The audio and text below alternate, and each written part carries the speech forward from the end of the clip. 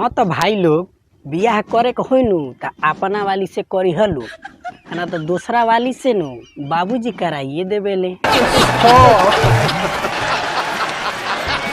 आजकल 100 में से 100% प्यार होता है, बाकी उनमें से 10% लोग के अपना वाली से बियाह होला ना तो 90% दूसरा केहू के वाली से करल लो।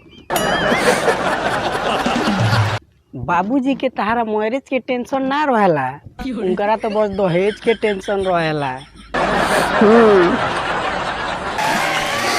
सोचेले कि बाबू के बियाहवा हो जाई नु जौन 5-6 लाख दहेजवा मिली तो जौन खेतवा बांधे धराइल बा उ छूट जाई।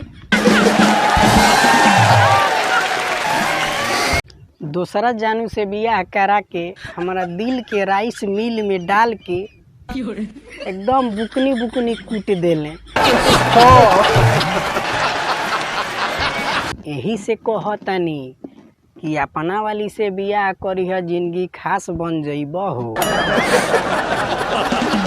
कि अपना वाली से बियाह करिह जिंदगी खास बन जइब हो ना तो दूसरा वाली से होई तो ओकरा याद में देवदास बन जइब हो।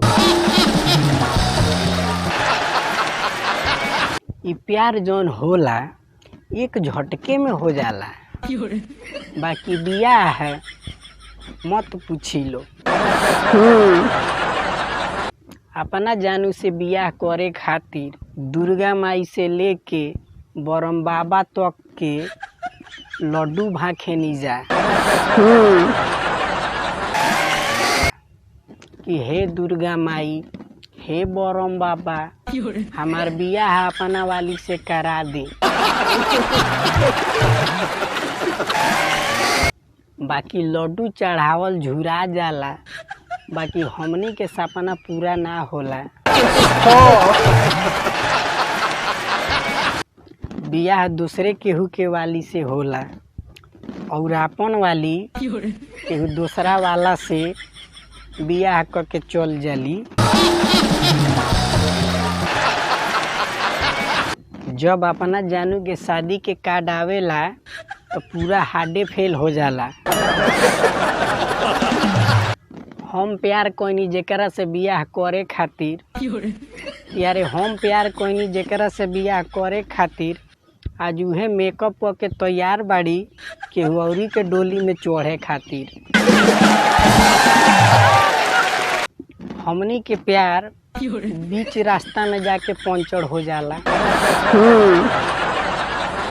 हम तो बड़ा भाग्यवान बानी कि अपना जानू के बियाह में पूरी मिठाई खाए के सौभाग्य प्राप्त भइल बा।